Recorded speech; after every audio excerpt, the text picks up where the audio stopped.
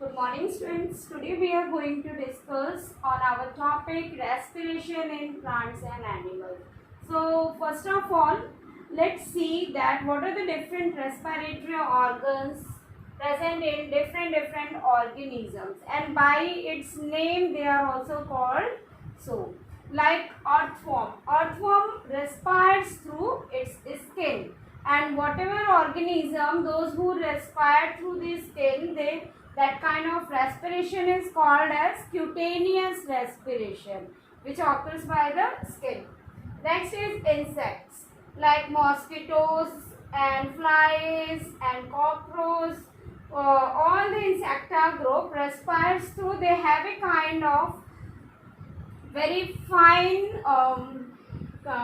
very fine ring-like structure that is called as trachea.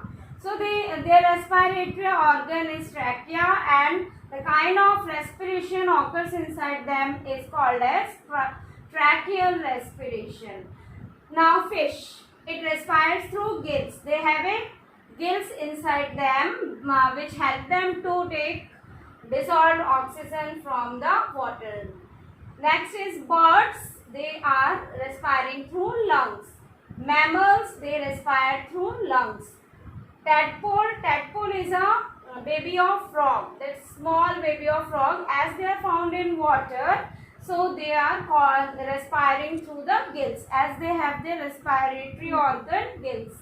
Frog, when they develop into an adult frog has two types of respiratory organs inside them. When they are inside the water, they undergo cutaneous respiration that occurs through skin, and when they are present on land, they respire through lungs. So as we know that the frog is a amphibious, so it respires through both of its respiratory organs as per their compatibility and habitats. And human also respire through lungs. One more thing that we have to take care is the organism which are respiring through their lungs. That kind of respiration is called as pulmonary respiration. So now let's discuss how this respiration occurs in plant. Students, this respiration is done by two parts. Like plants respire through their leaf as well as they respire through their stems and roots also. So when there is a night time, the leaf are not synthesizing food and they are not doing the process of photosynthesis. So during that period of time, these leaves are respiring through the stomata, which are present on the epidermal surface of leaf.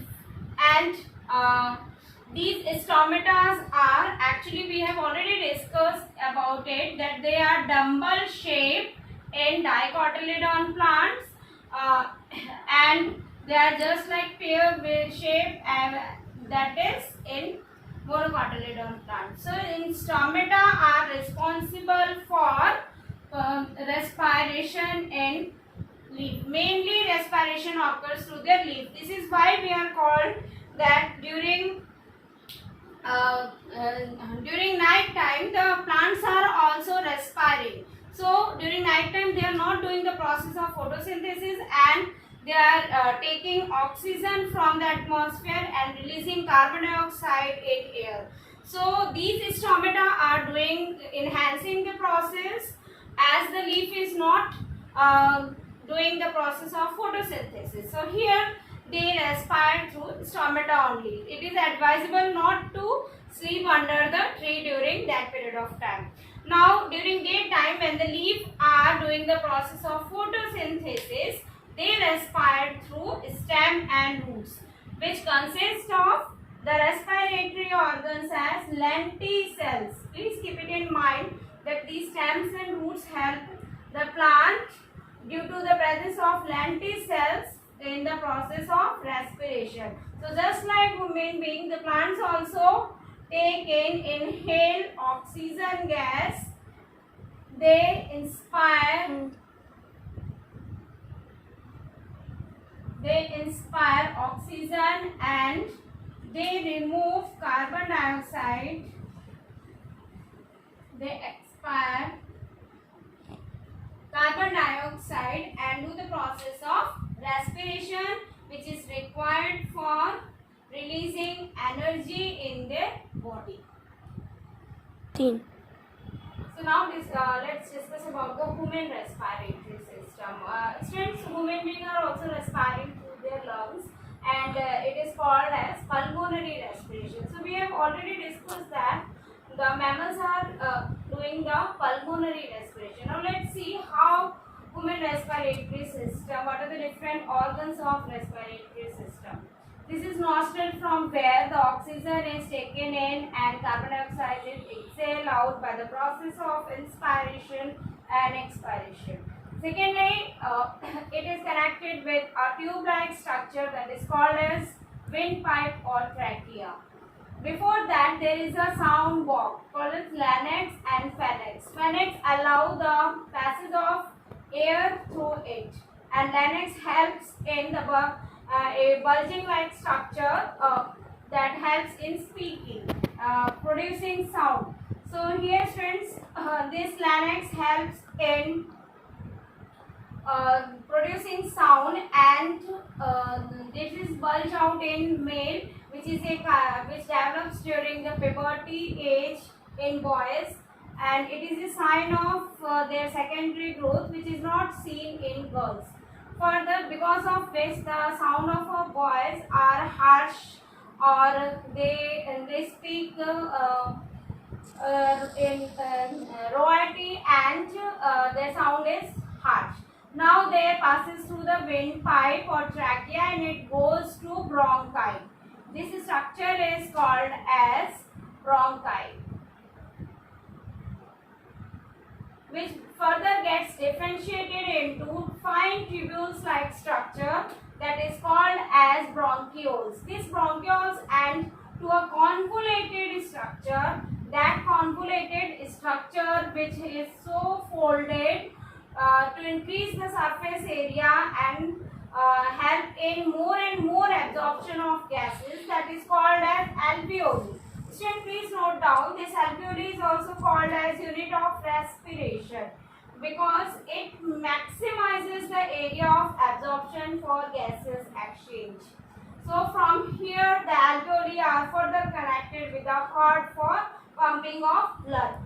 And in this way the carbon dioxide also comes here in alveoli and goes back by the help of bronchioles to bronchi, and bronchi to trachea, and trachea through nostril it removes out. In between them there is a diaphragm. This diaphragm is a bag-like structure which helps in mechanism of breathing. So now let's see that what happens during the now let's discuss the mechanism of breathing, how this breathing occurs in human being.